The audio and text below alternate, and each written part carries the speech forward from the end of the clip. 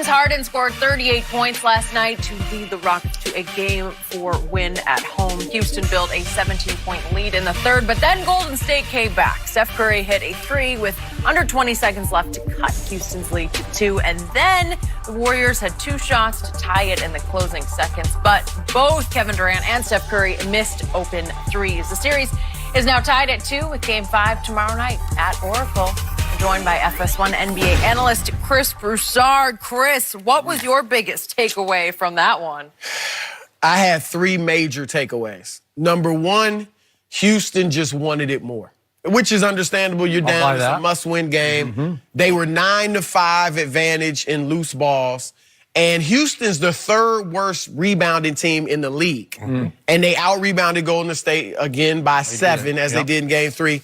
And they got 13 offensive rebounds, including 5 huge ones in the fourth quarter. They did. PJ Tucker had 3, and Chris Paul, of all people, maybe the shortest guy on the floor, had 2. Mm-hmm. So that shows they just wanted it more. I agree. The second thing was Houston lives and dies by the 3. Period. And I don't know if that's a revelation necessarily, but they controlled the first 3 quarters because they hit 16 threes, 42%. They go 1 for 12 in the fourth, and all of a sudden, a game they had control of is now right there for the taking. And we remember Game 7, of course, they missed 27 straight. In that game. Which they had a lead. Right. So it'll be interesting to watch if that comes back to haunt them at some point.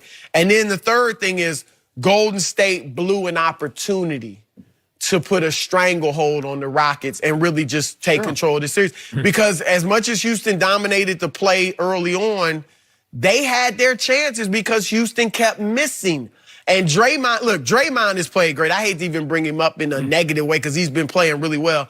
But he had those 2 turnovers late, like the last 5.5 minutes. One dribbled off his foot. Half court. Right, half court. Chris Paul steals. Those are missed opportunities. And then the layup had a drive-in layup that was 53 seconds left. That was a shot of the game to me. If he makes that with 50, he cuts it to 3, and it tilts the score even more toward Golden State. No question. And you got more time to So that was huge. And so they blew opportunities. And now, look, I know they have home court. Yep. I don't think they have control. I'm not saying Houston has control. I think this thing is there for the taking for either team. It's a pick 'em. I wouldn't be surprised if either team wins because I think it's really. And they had Golden State no longer has control of this series. Agreed. Go ahead. You're going to let me go? Let you go. I thought it was your show. I know you chomping at the bit. I'm chomping because I'm going to piggyback and amplify everything you just said. For me, as a hardcore NBA playoff basketball fan, that was the prettiest, ugliest game I've ever watched. It was hard to decipher what had just happened because it was a monumental win for the home team.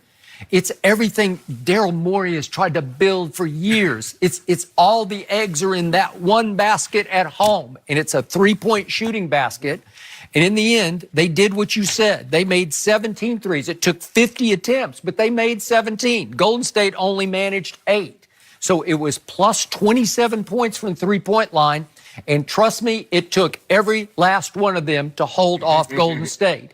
And the key to the game for Houston was they just out-physicaled Golden State, and they built a 17-point lead mid-third quarter. And it took every last one of those points to hold them off because Houston turned back into bad old days Houston in the fourth quarter. That was just flat out pathetic. That they shoot 8 for 26. James Harden turned into the bad old James. You know, he shoots 3 for 11, misses all 6 3-point shots in the fourth quarter, and they managed 19 points in the fourth quarter. You should lose like that, but you had a 17-point lead.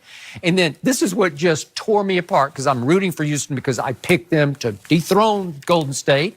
But do you realize over the last 231 of this crucial do-or-die momentum-swinging playoff game, over the last 231, Houston managed 2 free throws.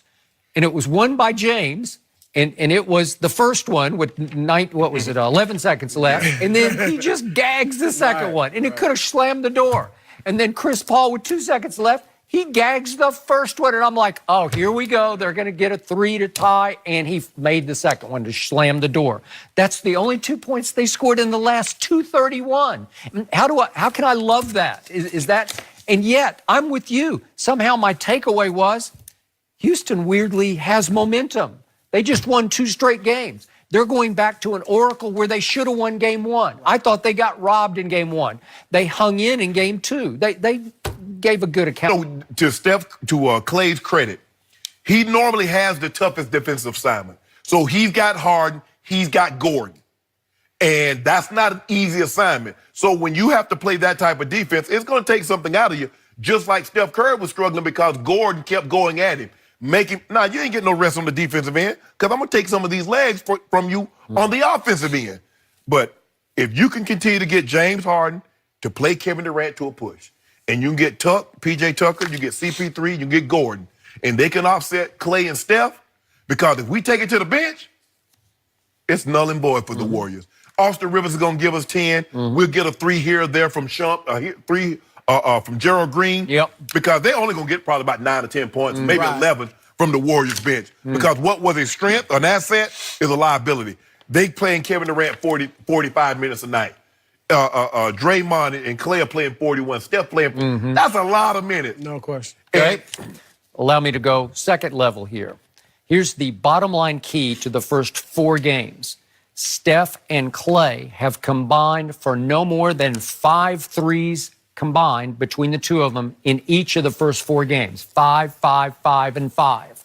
You realize once upon a time, Steph made 7 in a quarter, and once upon a time, Clay made 9 in a quarter. Yeah. We know that that they average together to the regular season 7 a game. Right. One of those guys hit 14 in the game, didn't he? Well, in a game, in a game. Okay. So are you saying... My point is... Right.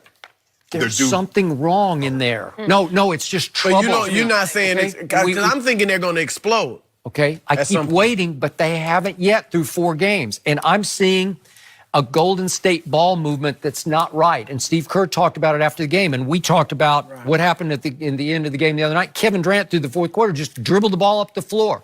All of a sudden, this team, beautiful ball movement, share the ball. Why Kevin left Oklahoma City and joined forces with these guys. They know how to share the ball. It doesn't look right anymore. I don't see flow. I don't see rhythm. I don't see chemistry.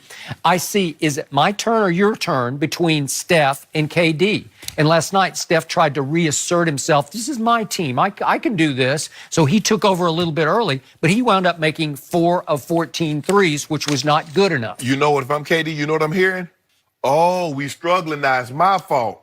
Oh, we're not going to talk about how Steph had been playing like crap the first 3 games. Okay. But now I get it going. The ball ain't moving. Okay, but what is the underlying subplot that's really the top plot of this team? That Kevin Durant is going to New York, right? So Steph and Clay have to be thinking, what does it matter? He's out anyway, right? Well, that's the thing. That could go one of 2 ways. And I've said they could use it, and I thought they would. Maybe it'll play out as a galvanizing force. Like, this is our last run. Yes, we know this is the last time we're going to be together. We're arguably the best team ever. Let's go out with a bang. Or it could go the opposite way.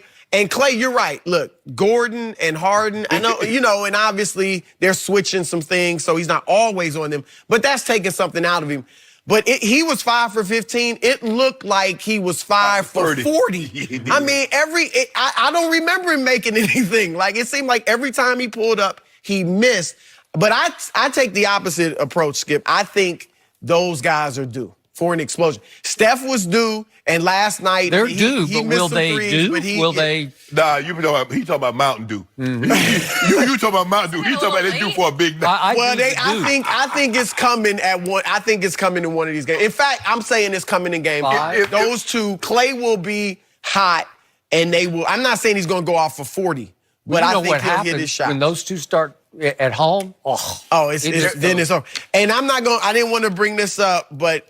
Because I understand Kevin Durant missing that open 3. I understand Steph missing that next 3. You understand it? I'm just saying if it was another guy who wears purple and gold, he's irrelevant. He would be getting crushed. Skip, don't do that. By a certain person on this desk. Skip, that's so unbecoming to you. I can't even believe you would do that. That's not like you, Skip. It was a 3-point game, so you had to take that shot. Where that guy, number 23, the fake number 23, where he would get crushed is if it's a 2-point game and he pulls up and takes a 3 instead of driving and going to the free throw line. Well, I know you know this because we were talking about it earlier this year. LeBron won like 8 of them. Well, they had like 50 awards, but they polled 30 general managers. Which player would you want to take the last shot with the game on the line? 40% of those 30 polls said Kevin Durant. 27% said Steph Curry. 17% said LeBron James.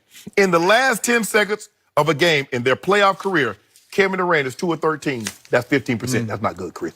Steph Curry is 2 of 9. That's 22%. That's not good, Chris. LeBron James is 9 of 22. The guy that finished third is the best in last second in the playoffs. That's a fact. But the deeper fact is Kevin Durant is gone. And so right now his psyche is not right. And some heckler last night kept yelling, New York Knicks, New York Knicks. And I think it got to him. He's got thin skin. It was getting under his skin. Well, I mean, he's out. Well, how you think? Well, and the other guys got a lot of reason to go too. His partner. Yes, he does. Yeah. Reed. Yeah. I think he's on the way. I think he's packed Right. his bags. Yeah. Both of them. But look at so now that's bothering KD. Yep. When they were talking about in Indiana. Look, KD played well. Yeah. He put up has numbers been playing 34 well. that LeBron only dreams about. 34. Is that what it is? All right, we're going to talk about that least I guy made you that laugh. Skip likes to call number 2 up in Toronto.